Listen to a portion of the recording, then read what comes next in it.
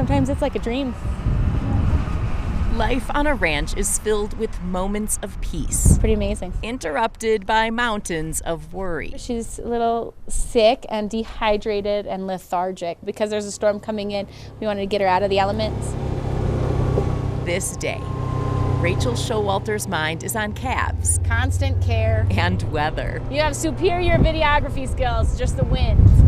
The wind won't outlast Rachel's love for ranching. This is my Uncle Delbert, and the owner of the property you're on. On his land near Colburn, Colorado, Rachel helps Delbert with his cows and has some of her own now too. But that 05 cow of mine, she builds her herd as Colorado prepares to add another animal to the landscape by the end of the year. We are the ones that will have to live with these consequences. In November 2020, Colorado voted to reintroduce wolves, and the ballot measure won by less than 2%.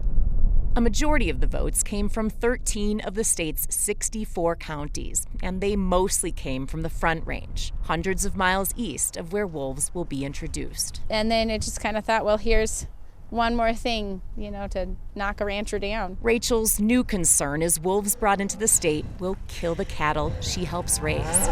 And because of the Endangered Species Act, she can't protect them. So if they're killing your dog in front of you, you're not allowed to do anything.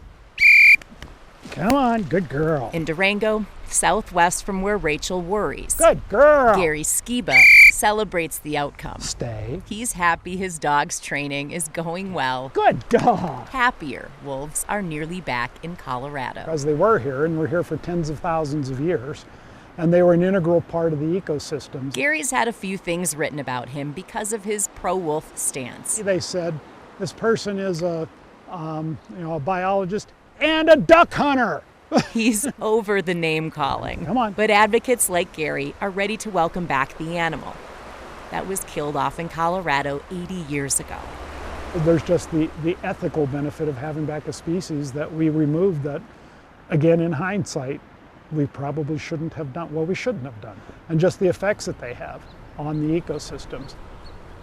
We have chronic wasting disease in our deer and elk populations. And we know that predators really, really do take the weak and the sick. What a good dog. I get that people have strong opinions either way on it, and there is going to be conflict. Gary believes ranchers like Rachel should have a way of protecting their livestock if needed. One of the things that wolf advocates recognize and always try to address is that we understand that somebody that is the person who's affected.